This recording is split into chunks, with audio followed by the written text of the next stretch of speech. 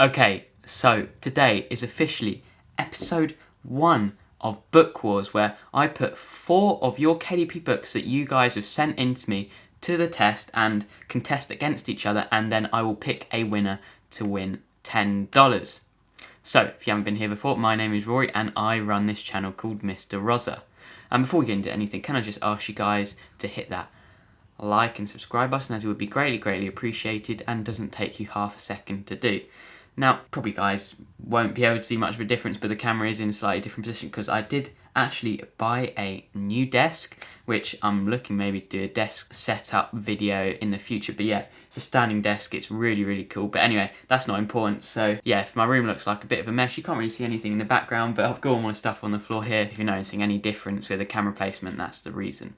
Now, Book Wars. So, if you haven't seen the video where I talk about how you can enter Book Wars, I'll leave the link to the video up there. And I will just give a short explanation now. And what happens is you guys will send in a link to your KDP book listed on Amazon through my DMs on Instagram. And then, well, your book will be in the next video or a future video of Book Wars. And my favourite one, or the one I feel like is the best, and that's based on the title and subtitle, the cover and the interior, well, that person will win a $10 Amazon gift voucher, which I will send to you. Now, if you want to know how to enter Book Wars, all you've got to do is be subscribed to this channel, and then you've got to go and follow me on Instagram at Rory Miles, and I will leave the link to my Instagram in the description below, and then just send that link to your KDP book on Amazon through the messaging system on Instagram, so through a DM on Instagram, and that's it. And then hopefully you'll see your book in a future episode of Book Wars. And I try to base it on who's sent in their books first. But yeah, if you don't see your book in this episode, I'm sorry. Hopefully you'll see it in a future video. Now, let's just get straight to it, and we're not going to waste any more time, and let's do the first episode of Book Wars. Let's just get straight into it. So, this is the first book we're looking at, and it is by Asif Ali. And it is a Halloween colouring book for kids, a collection of over 100 plus alphabet colouring and handwriting practice pages, blank and dotted midline paper, 8.5 by 11, a scary fun book for happy Halloween colouring. And I'll just let you guys know that I'm going to be honest with these videos, and I'm going to be harsh. For some of them I will be harsh. I'm just going to be truthful and just the way I feel. Okay. So, first thing I noticed with this book, okay, the cover isn't too bad, it's quite an appealing cover, but the first thing that really stands out to me is, well, it's a Halloween colouring book for kids. Okay, that's a good niche, Halloween colouring book, that's a good niche. But then, in the subtitle, it's got a collection of over 100 plus alphabet colouring and handwriting practice pages. Is it a colouring book or a handwriting practice book? And if you look at the cover here, it says Halloween book for kids, and then handwriting practice. So what is it? Is it a colouring book or is it a handwriting practice book? Now, they're both good niches, but they don't work together. You can't really have a colouring and handwriting practice book and then to have it as Halloween. It just looks like you're trying to fit into too many niches. I mean, if this was just a Halloween colouring book and you just left it at that, Halloween colouring book for kids on the cover, without that handwriting practice, I would say this is a very good cover and a very good niche to be getting into. But then you've gone and ruined it by putting in the handwriting practice. Yeah, it just looks like you're trying to get into too many niches, and well, it just means when people are coming to buy a book, they're getting confused. They're like seeing the title, the big title, the Halloween colouring book for kids, and they find out it's a handwriting practice. So is it a colouring book or is it a handwriting practice book? It's just something, it's the basics of KDP. You've got to know what niche you're going into. And yeah, I'm not a huge fan of like capitalising all the words in the title, although it may stand out and look a bit bolder. I'm not a huge fan of it, but yeah, Halloween colouring book for kids, that is a good niche, and the subtitle looks right, but yeah, like I said, that is for a handwriting practice book, so I'm not sure if this is colouring or handwriting, but anyway, that's what I would say about this book at first glance. Now, like I said, yeah, it's a good cover. I mean, it looks like with the Halloween bit, it's not centred properly. It looks like it needs to move slightly over to the left, and maybe with all the lettering slightly over to the left. The handwriting practice looks centred. But yeah, if you would just remove that handwriting practice bit there, then I would say it'd be a very nice cover. Like, I like all the graphics you have used and all that sort of stuff. And yeah, you've done a good job there, so well done.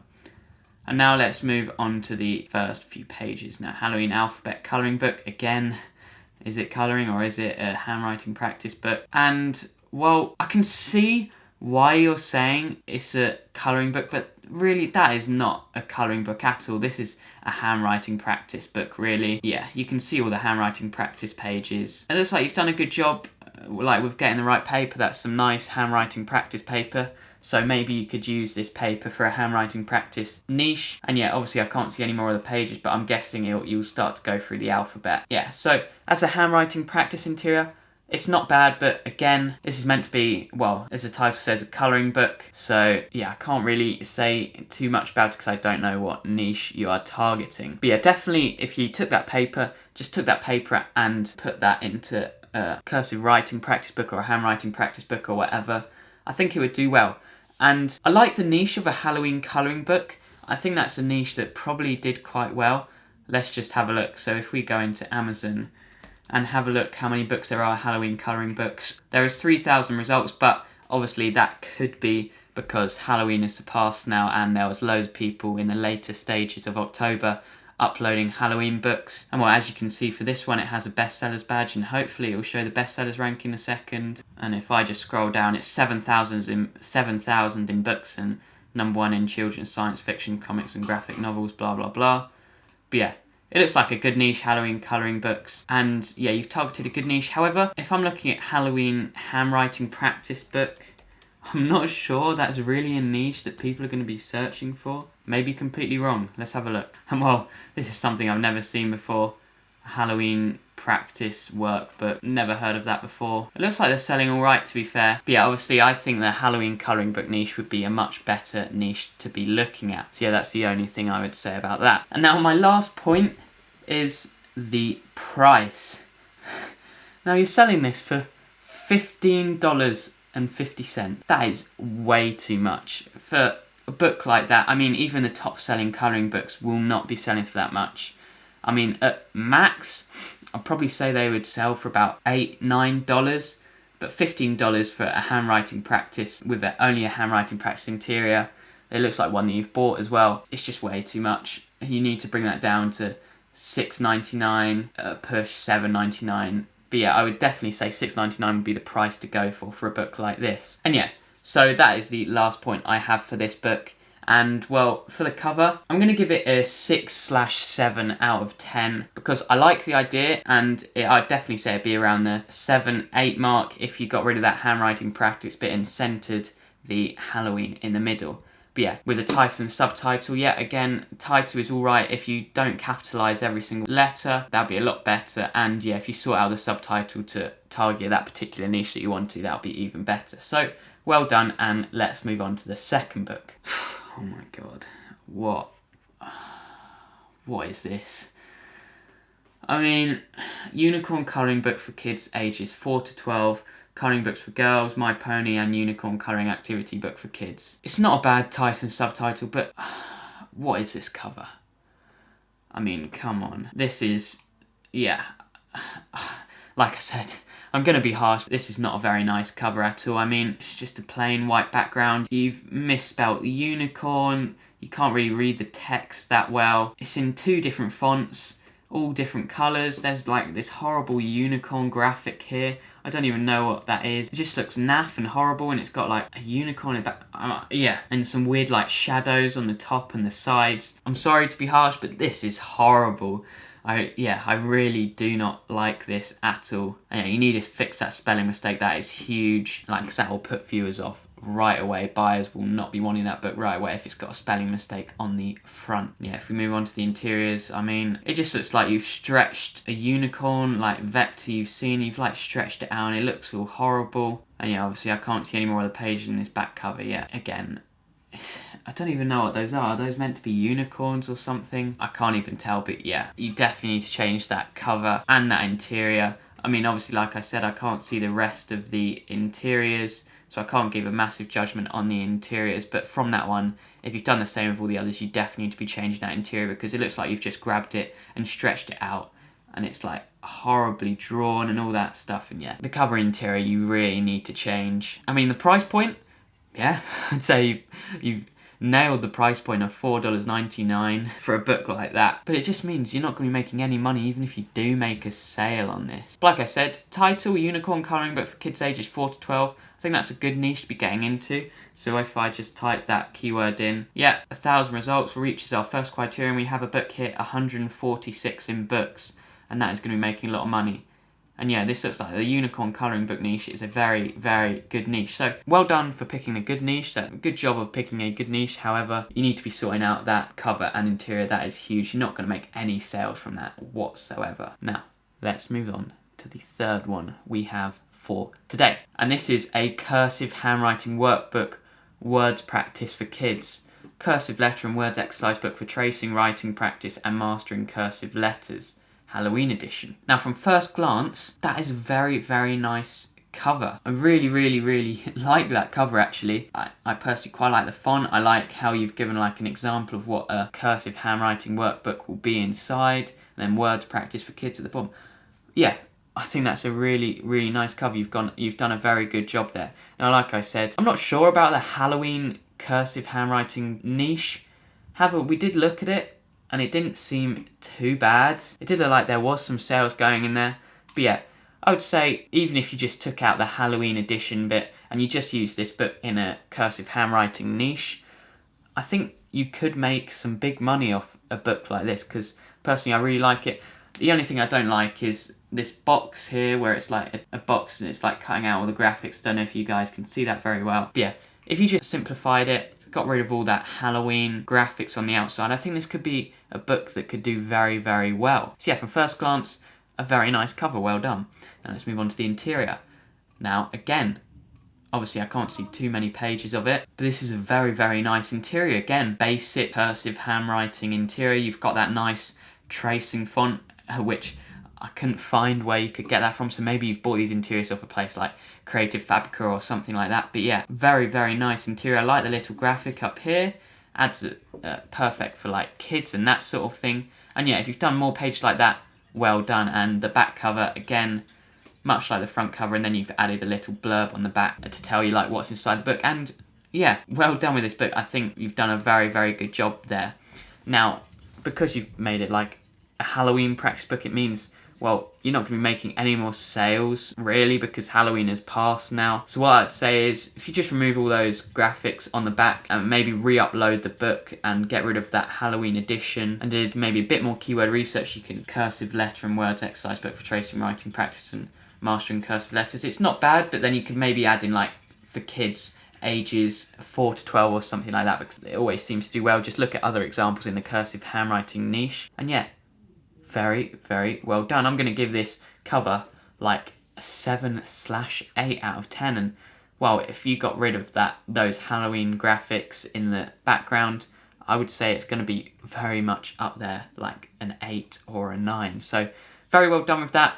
And yeah, let's move on to the fourth one and the last one we have for today. And the last one we have is a journal notebook, video producer, filmmaker, notepad, ruled, film, roll, diary, lined, boyfriend and girlfriend, 120 pages, size 6 by 9 inches. Now, to start off with, the first thing I'm going to say is that title is too short. Just a journal notebook. I think it's a bit too short, and again, you've capitalised every single letter. I would just say maybe having like a journal notebook for filmmakers or something like that, or journal notebook for video producers, something like that, and then in the title you can put all this other stuff. But weird thing about this subtitle, you should put boyfriend and girlfriend, 120 pages. Why have you put that?